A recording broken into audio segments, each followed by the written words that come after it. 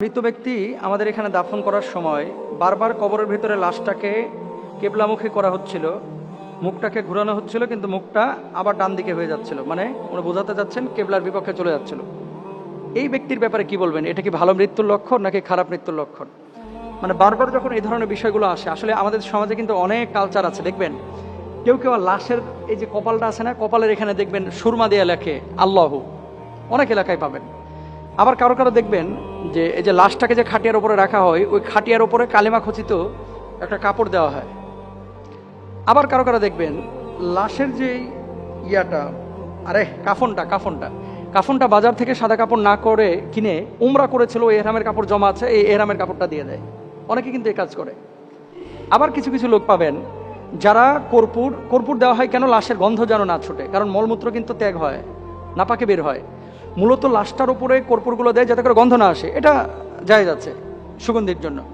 কিন্তু এই যে আপনার আগরবাতি, তারপরে গোলাপ জল ছিটাইতে ছিটাইতে একেবারে আপনার ধোয়া ফেলায় কাফনের কাপড়, উচিত না।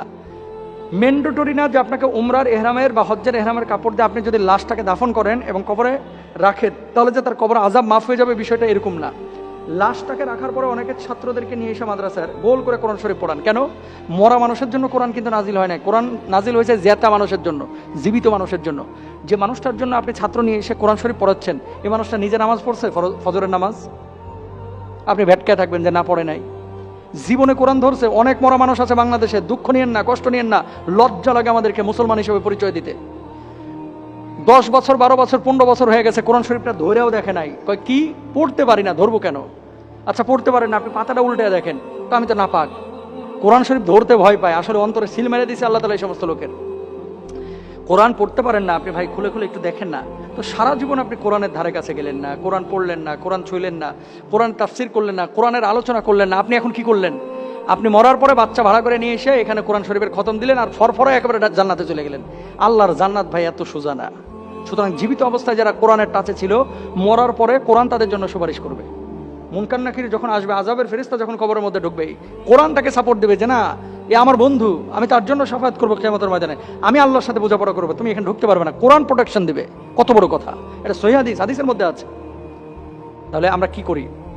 লাশ দাফনের পরে কেবলামুখী করা লাশটাকে, এটা ভালো কেবলামুখী করা, কিন্তু কেবলামুখী না করলে সেই লাশটা একেবারে বিচ্যুতি ঘটবে বা আযাবের মুখোমুখি হবে, এরকম কোনো বিষয় আল্লাহ নবী সাল্লাল্লাহু আলাইহি ওয়াসাল্লামের হাদিসের মধ্যে নেই। আল্লাহ রাসূল সাল্লাল্লাহু আলাইহি ওয়াসাল্লাম বলেছেন, কাবা জীবিত এবং মৃত অবস্থায় মুসলমানদের কিবলা। আমাদের দেশে অজ্ঞতাবশত অনেকে মৃত ব্যক্তিকে কবরে চিৎ করে শোয়ানোর পর চেহারা কিবলামুখী করে দেওয়া যথেষ্ট মনে করেন। এটা ঠিক নয়, বরং মৃতকে পরিপূর্ণ কিবলামুখী করে শোয়াতে হবে। বুঝেন নাই? বুঝাই দিই। আমি যখন এখানে শুইলাম, শোয়ার পরে বডিলি আমি যদি কার্ভ হই কেবলার দিকে, তাহলে আমার পুরো বডিটা কেবলার দিকে আসবে। কিন্তু আপনি যদি শুধু ঘাড় কার্ভ করে দেন, এটা কিন্তু সুন্নাহসম্মত না। আল্লাহর হাবিব সাল্লাল্লাহু আলাইহি ওয়াসাল্লাম বলেছেন, ধরেন এটা একটা লাশ, এই আঙ্গুলটা একটা লাশ, আমরা কি করি? এটা থুয়ে মাথাটাকে একটু ঘোরায় দিই, এভাবে মাথাটাকে ঘোরায় দিই, এভাবে মাথাটাকে ঘোরায়। মাথাটাকে শুধু ঘোরাবেন না, বডিলি আপনি ঘোরানোর চেষ্টা করবেন। আপনি বলবেন, হুজুর এটা আবার কেমনে সম্ভব? কবর তো প্লেন। এই জন্যই আমরা বলি যে কবরটাকে একটু ঢালু করেন, ঢালু, যাতে করে লাশটা কেবলামুখী হয়ে থাকে। বোঝাতে পেরেছি মনে হয় নিশ্চয়ই।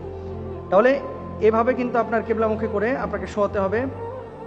সুন্নাত অনুসরণ করে কেবলামুখী করে শোয়ানো তাকে যারা কবর দেবে তাদের দায়িত্ব। এখন কেবলা থেকে মুখটা ফিরে যাচ্ছে, এই জন্য সে তার বদ আমল বা গুনাহের কারণে এমনটা হচ্ছে, এটা সন্দেহ করা যাবে না। মৃত ব্যক্তিকে কবরে শোয়ানোর পর উপস্থিত ব্যক্তিদের জন্য মৃত ব্যক্তির মাথার দিক থেকে উভয় হাত দিয়ে 3 বার মাটি দেওয়া মুস্তাহাব।